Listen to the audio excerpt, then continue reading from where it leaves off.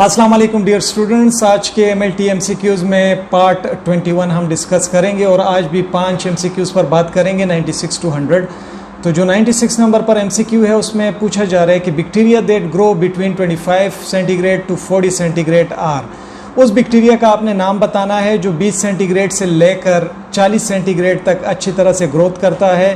तो ठीक ऑप्शन का आपने बताना है। पहला ऑप्शन है कैप्नोफिलिक, दूसरा है साइक्रोफिलिक, तीसरा है थर्मोफिलिक और चौथा है मीज़ोफिलिक। यहाँ पर जो ऑप्शन दुरुस्त है वो है ऑप्शन नंबर डी। मीज़ोफिलिक ऐसे बैक्टीरियाज को कहा जाता है जो 20 से लेकर 40 सेंटीग्रेड तक के टेम्परेचर पर ग्रोथ करते हैं। जो 97 नंबर पर MCQ है उसमें पूछा जा रहा है कि best way of sterilization disposable plastic syringe is. अच्छा, प्लास्टिक के सिरिंजेस के लिए हम कौन से टाइप की स्टेरिलाइजेशन करते हैं उस टाइप का आपने बताना है। नीचे 4 ऑप्शंस दिए गए हैं तो ठीक ऑप्शन का आपने इंतखाब करना है। ऑप्शंस हैं UV rays, autoclave, gamma rays या फिर हॉट एयर ओवन। तो यहाँ पर जो ऑप्शन दुरुस्त है वो है ऑप्शन नंबर सी।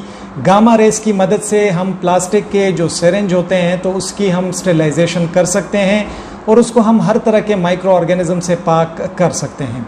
जो 98 नंबर पर MCQ है उसमें पूछा जा रहा है कि the most suitable disinfectant for डिकंटेमिनेशन of HIV contaminated endoscope is. वो इंडोस्कोप जो कि आप लोगों को पता है इंडोस्कोप इंडोस्कोपी के लिए यूज़ होता है जिसकी मदद से इंटेस्टीन में या स्टमक में जो अल्सर्स वगैरह हैं उसका पता लगाया जाता है या किसी भी टाइप के इन्फेक्शन का पता लगाया जाता है। तो इन इंडोस्कोप्स को हम फिर किस तरह से डिकंटेमिनेट करते हैं, इसके लिए हम कौन से केमिकल का यूज़ करते हैं ताकि HIV का अगर इस पर वायरस मौजूद हो तो उसको ये किल कर सके, उसको ख़त्म कर सके।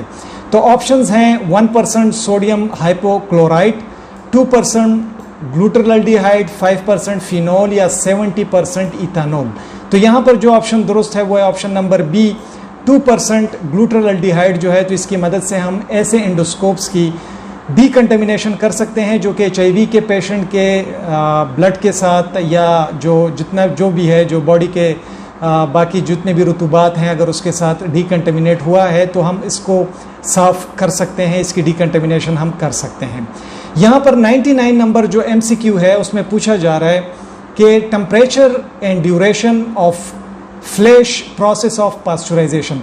पास्चराइजेशन एक ऐसा प्रोसेस है जिसकी मदद से हम जो मिल्क होता है उसको हम साफ़ कर सकते हैं, उसको हम डिकंटेमिनेट कर सकते हैं माइक्रो ऑर्गेनिज्म से। तो इसके लिए कौन सा टेम्परेचर और कितना टाइम बेस्ट होता है फ्लैश पास्चराइजेशन के लिए। ऑप्शंस हैं 77 सेंटीग्रेड 20 सेकंड्स के लिए, 100 सेंटीग्रेड 20 सेकंड्स के लिए, 63 सेंटीग्रेड 20 सेकंड्स के लिए, 63 सेंटीग्रेड 30 मिनट्स के लिए। यहाँ पर जो ऑप्शन दुरुस्त है वो है ऑप्शन नंबर ए। 77 सेंटीग्रेड का टेम्परेचर रखा जाता है और 20 सेकंड के लिए जो मिल्क है उसकी हम पास्चराइजेशन कर सकते हैं।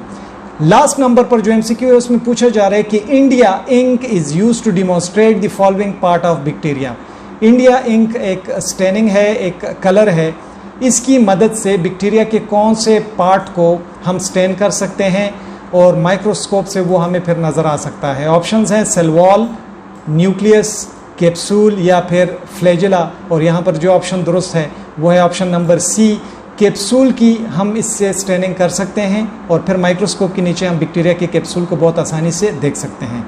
बहुत ज़्यादा शुक्रिया MLT MCQs देखने के लिए। वीडियो पसंद आई हो वीडियो को लाइक करें, दोस्तों के साथ शेयर करें, हमारे चैनल को सब्सक्राइब करना मत भूलिए। अपना ढेर सारा ख्याल रखिए। अल्लाह हाफिज़।